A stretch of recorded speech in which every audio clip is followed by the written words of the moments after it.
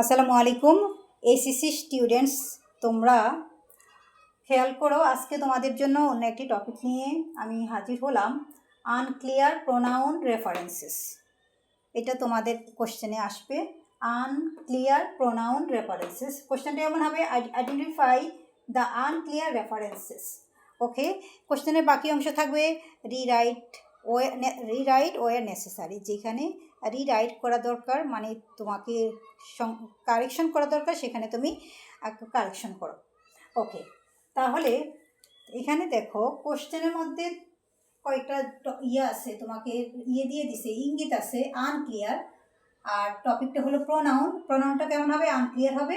এবং রেফারেন্সেস বলছে, রেফারেন্সেস থাকতে হবে। তার মানে তুমি আনক্লিয়ার প্রোনাউনটাকে তুমি রেফারেন্স দিয়ে বুঝিয়ে দিতে হবে। কখনো তোমাকে ক্লিয়ারও করতে হবে, আনক্লিয়ারটাকে ক্লিয়ার করতে হবে। প্লাস হচ্ছে তোমার প্রোনাউনটা যেটা থাকবে সেইটা যদি কনফিউজিং হয় কোন প্রোনাউন, তখন তোমাকে রেফারেন্স দিয়ে বুঝিয়ে দিতে হবে। রেফারেন্স দেওয়া মানে হলো তোমাকে বুঝিয়ে বলা, স্পষ্ট করা। ওকে, আমি যদি এখন একটা উদাহরণ দিই এরকম, যে mister Zaman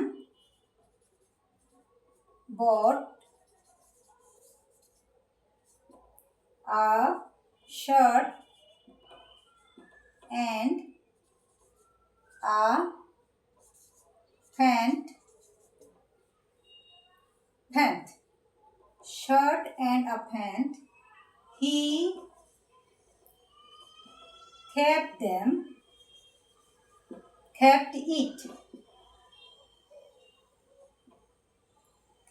it on the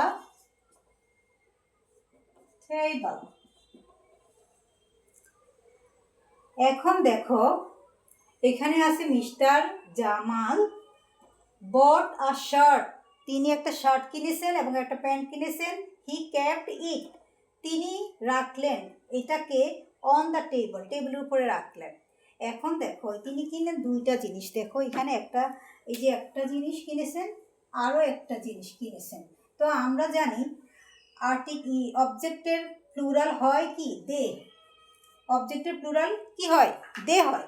তাহলে তিনি, বোঝা যাচ্ছে তিনি সবগুলোই রাখছেন এখানে, তাই না? টেবিলের উপরে রেখেছেন। তাহলে যদি দুইটাই হয় তাহলে আমরা লিখবো দে। এইটাই হলো আনক্লিয়ার। এই যে ইটটা দিয়ে আনক্লিয়ার আর কনফিউজিং। তিনি কি শার্টের কথা বলছেন, না প্যান্টের কথা বলছেন, না দুইটার কথাই বলছেন? ভুল লিখছেন, প্রোনাউনটা ভুল ইউজ করা হলো। তাহলে যে প্রোনাউন যদি ভুল ইউজ হয় তাহলে আমরা কি করব? শার্ট অ্যান্ড আ প্যান্ট দুইটা মিলে দে হবে।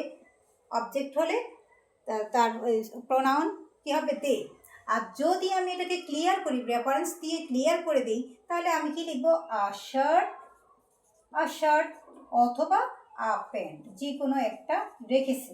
তাহলে আমার অ্যান্সার এটার জন্য, আমার অ্যান্সার এটা তিনটা হতে পারে। আমি এইটাও দিতে পারি, এইটাও দিতে পারি, এইটাও দিতে পারি। এই তিনটাই আমার জন্য কারেক্ট হবে এই সেন্টেন্সের জন্য। ওকে বন্ধুরা, তাহলে এইভাবে তোমরা অ্যান্সারগুলো কী করবে? দিবে। তার আগে এই অ্যান্সার দেওয়ার জন্য তোমাকে প্রোনাউন জানতে হবে, এবং প্রোনাউন্সটা কীভাবে ক্লিয়ার করে লিখবে সেটাও টেকনিকটা শিখে নিতে হবে। প্লাস রেফারেন্সগুলো কিভাবে দিবে সেই টেকনিকটাও অ্যাবজর্ব করতে হবে। সে পর্যন্ত ভালো থাকো আর আমার ভিডিওগুলো দেখতে থাকো, সেখানে তোমরা অবশ্যই এই সমাধানটুকু পেয়ে যাবে ইনশাআল্লাহ। আল্লাহ হাফেজ।